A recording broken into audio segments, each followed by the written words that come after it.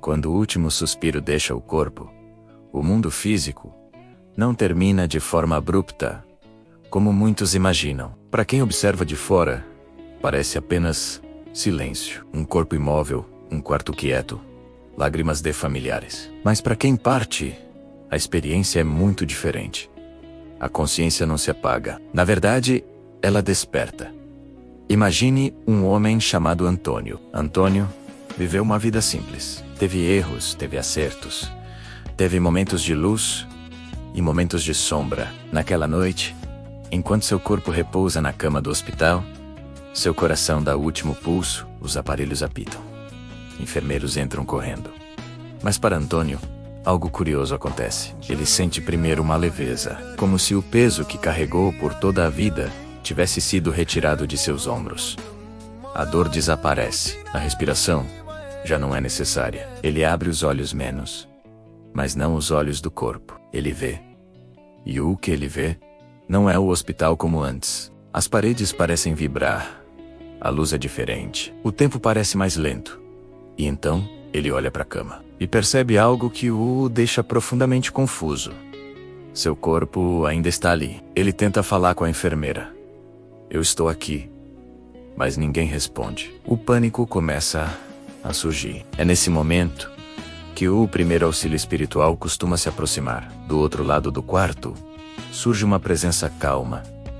Uma energia firme, forte, serena. Um homem de chapéu, postura tranquila, olhar profundo. A vibração dele é de proteção, de autoridade espiritual. É um preto velho, da linha da direita. Ele não aparece para todos da mesma forma. Às vezes é percebido como uma sensação de paz, às vezes como uma voz suave na consciência. Mas para Antônio, que já frequentou um terreiro em algum momento da vida, a forma é clara. O guia se aproxima lentamente. Calma, meu filho, calma. A caminhada da matéria terminou. Antônio, ainda confuso, pergunta: eu morri?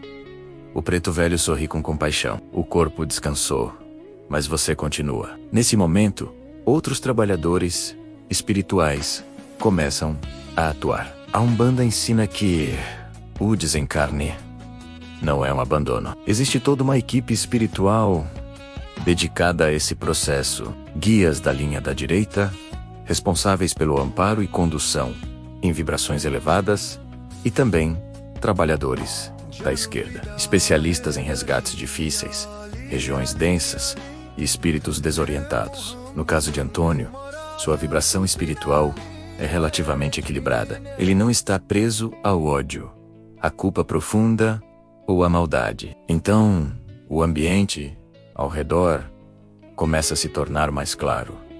Mas nem todos passam por essa experiência. Agora imagine outra pessoa, Carlos.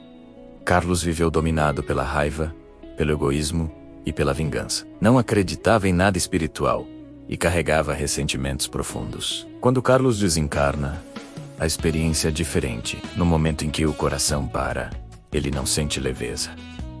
Pelo contrário, ele sente peso, confusão, medo. O ambiente ao redor não se ilumina. Ele começa a perceber sombras, ecos de pensamentos, sensações estranhas, porque após o desencarne, cada espírito desperta em uma faixa vibratória compatível com sua própria frequência interior. Carlos tenta sair do lugar, mas algo o prende. Não são correntes físicas, são correntes vibratórias. Culpa, apego, vícios, ódio acumulado. E nesses casos começa um trabalho espiritual muito mais complexo. Nas regiões espirituais mais densas, atuam os trabalhadores da esquerda da Umbanda, Exus e Pombagiras. Mas ao contrário do que muitos imaginam, eles não são espíritos do mal. São guardiões, especialistas em lidar com energias pesadas, espíritos revoltados e ambientes espirituais difíceis. Enquanto Antônio recebe acolhimento tranquilo de guias da direita, Carlos chama atenção em outra dimensão. Um eixo observa a situação. Ele sente o padrão vibratório de Carlos: raiva, desorientação, medo. O Exu não se aproxima imediatamente. Primeiro, ele analisa, porque espíritos nesse estado muitas vezes reagem com agressividade, fuga ou negação. Depois de algum tempo, ele se aproxima acompanhado de outros trabalhadores espirituais. Então, você acordou. Carlos se assusta. Quem é você? O Exu responde com firmeza. Alguém que veio buscar você. Carlos tenta fugir. Muitos espíritos tentam. Eles ainda acreditam que estão vivos ou se recusam a aceitar o desencarne. E é aí que começa o trabalho de resgate espiritual. Enquanto os guias da direita conduzem espíritos equilibrados para planos de recuperação e aprendizado, os guardiões da esquerda entram em regiões espirituais densas, zonas umbralinas e ambientes de sofrimento vibratório. Eles não julgam, eles trabalham. Às vezes, o resgate é rápido. Às vezes demora anos no tempo espiritual, porque cada espírito precisa primeiro aceitar a própria condição. Voltando a Antônio, depois do primeiro momento de adaptação, ele é conduzido para fora do ambiente hospitalar, não caminhando fisicamente, mas sendo guiado energeticamente. Outros espíritos trabalhadores aparecem. Caboclos, entidades de força, firmeza e direção. Um deles coloca a mão sobre o ombro espiritual de Antônio. Agora você vai descansar. Eles o levam para um local que parece um posto espiritual, um ponto de acolhimento onde muitos espíritos e desencarnados chegam. Alguns dormem profundamente, outros recebem tratamento energético. Outros passam por orientação. Ali começa o processo de compreensão da vida que passou.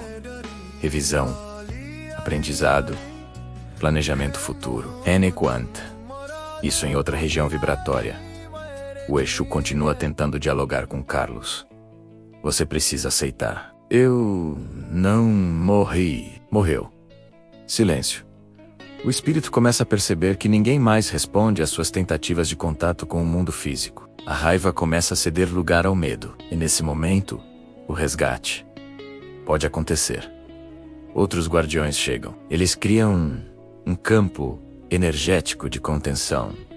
Não como punição, mas como proteção. Porque espíritos muito desorientados podem atacar uns aos outros, ou se prender a encarnados. Carlos finalmente pergunta: o que vai acontecer comigo? O Exu responde: agora começa o trabalho, e ele será levado primeiro para um local de estabilização espiritual, porque ninguém é abandonado. Na Umbanda, todo espírito é considerado um viajante em evolução. Não existem condenações eternas. Existem caminhos, existem aprendizados, existem resgates. Enequanto, isso em planos mais elevados. Muitos espíritos que viveram em vibração de amor, caridade e consciência despertam em ambientes de grande beleza espiritual. Cidades espirituais, campos luminosos, comunidades de aprendizado. Ali continuam estudando, ajudando encarnados, ou até se preparando para futuras reencarnações. E muitos deles, com o tempo, escolhem trabalhar. Alguns se tornam guias espirituais, caboclos, pretos velhos, baianos, marinheiros, crianças e também guardiões da esquerda, porque a Umbanda ensina algo profundo. O trabalho espiritual não é dividido entre bem e mal, ele é dividido entre funções. Uns acolhem, outros resgatam. Uns curam, outros enfrentam regiões escuras para trazer espíritos perdidos de volta ao caminho. E quando um espírito desencarna, nunca está sozinho. Se a vibração for de luz, o caminho é suave. Se a vibração for pesada, o caminho é mais difícil. Mas sempre haverá trabalhadores espirituais prontos para ajudar. Sempre haverá guias aguardando. Sempre haverá oportunidade de recomeço. Porque a morte não é o fim da história, é apenas a passagem para o próximo capítulo da jornada espiritual.